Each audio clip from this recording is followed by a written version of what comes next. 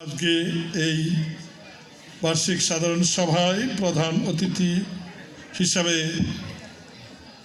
নিমন্ত্রণ দেওয়ার জন্য আমি আন্তরিক কৃতজ্ঞতা ধন্যবাদ জ্ঞাপন করছি।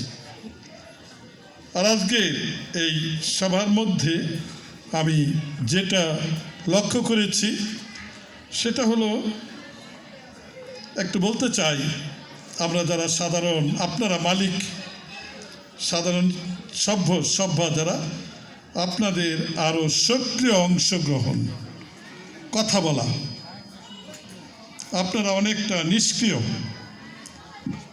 এইভাবে নিষ্ক্রিয় থাকলে আমাদের সমিতি অবশ্যই যারা দক্ষ কর্মকর্তা, নির্বাহী পরিচালক বা উপদেষ্টা মণ্ডলী, তাদের মাথা সম্মিলিত মেধা শ্রম তারা দিচ্ছেন, কিন্তু তারা চান আমাদেরকে সক্রিয় করতে। আমরা যদি সক্রিয় না হই তাহলে এই যে আমরা অনেক কিছু শুনি যেটা আমাদের বিভিন্ন ক্রেডিট ইউনিয়নগুলোর ক্ষেত্রে ঘটছে, আর সেগুলো এখন বিপর্যস্ত, এগুলো হচ্ছে আমাদের নিষ্ক্রিয়তার জন্যে। মালিক আমরা সচেতন হলে তারা কোনো দিনও এই ধরনের কোনো কাজ করতে পারবে না। আর এটা আমরা আজকে এই সমিতিতেও দেখলাম যে তারা কত সুন্দরভাবে আপনাদেরকে এই কোভিড পরিস্থিতিতেও কত লভ্যাংশ দিয়েছে, এবং এই কোভিডের সময় তারা কত সুন্দর উদ্যোগ নিয়েছে। আর আজকের এই সফল সুন্দর সভা তারা আয়োজন করতে পেরেছেন। এই সব কিছুর জন্যে আমি বর্তমান যে বোর্ড আছে সেই বোর্ডকে এবং তাদের সঙ্গে সম্মিলিত অন্যান্য যারা যেভাবে বিভিন্নভাবে সাহায্য সহযোগিতার হাত বাড়িয়েছেন তাদের সবাইকে ধন্যবাদ জানাই, অভিনন্দন জানাই। আর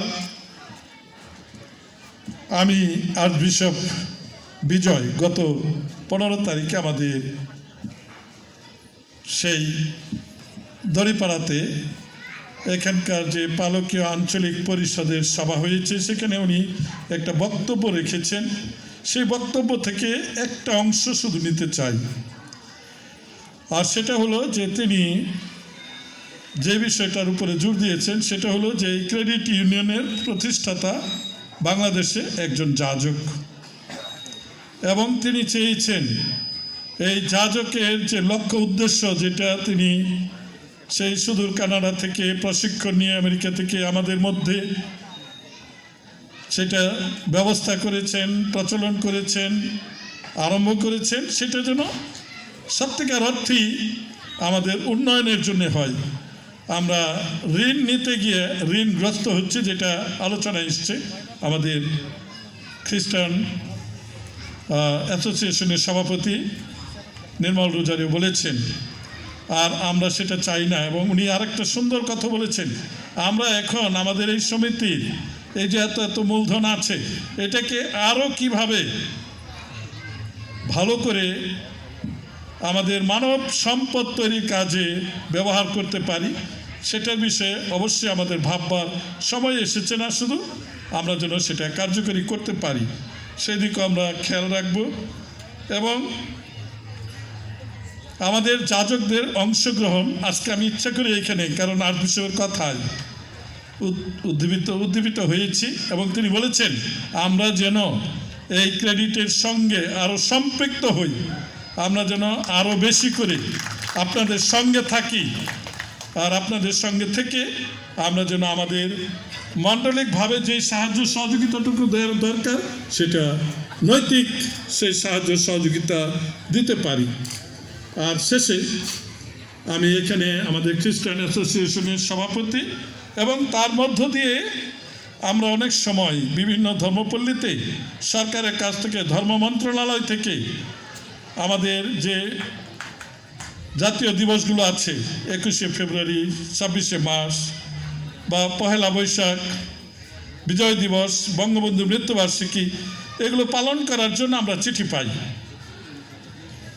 কিন্তু আমার একটা প্রস্তাব, এবং আমি ওনাকে বলেছি আমরা যতটুকু জানি আমাদের এই বাংলাদেশে বর্তমান সরকার অতীতে যে কোনো সরকারের চেয়ে সবচেয়ে বেশি অনুদান না বরাদ্দ করেছেন এবং অনেক মসজিদ নির্মাণ করেছেন।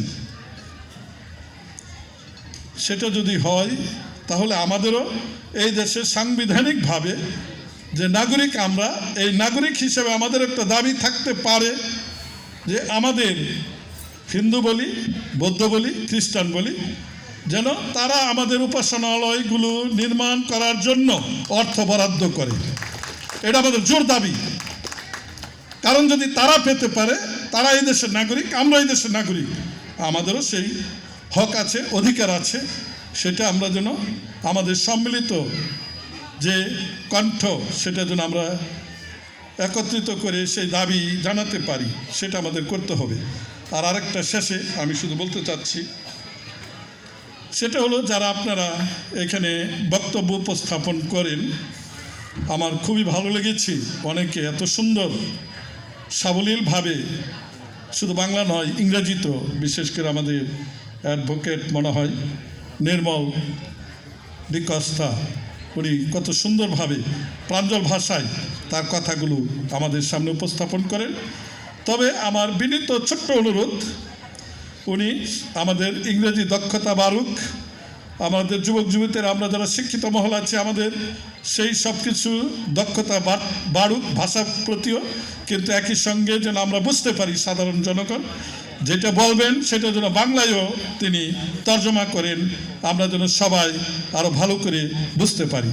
এই প্রস্তাবটা রেখে আমি আবার আপনাদের সবাইকে আন্তরিক ধন্যবাদ, কৃতজ্ঞতা জানিয়ে আমার বক্তব্য শেষ করছি। ধন্যবাদ।